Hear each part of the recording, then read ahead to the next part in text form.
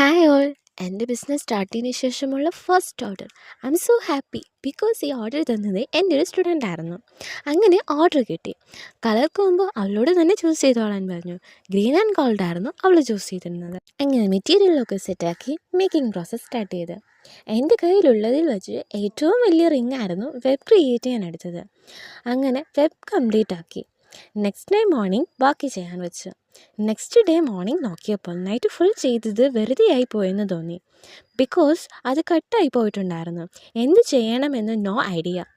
But I can do it. നിന്നെക്കൊണ്ട് പറ്റും, എന്നെക്കൊണ്ടേ പറ്റൂ എന്ന സെൽഫ് മോട്ടിവേഷൻ കൊടുത്ത് വീണ്ടും ഒന്നേന്ന് തൊട്ട് സ്റ്റാർട്ട് ചെയ്തു.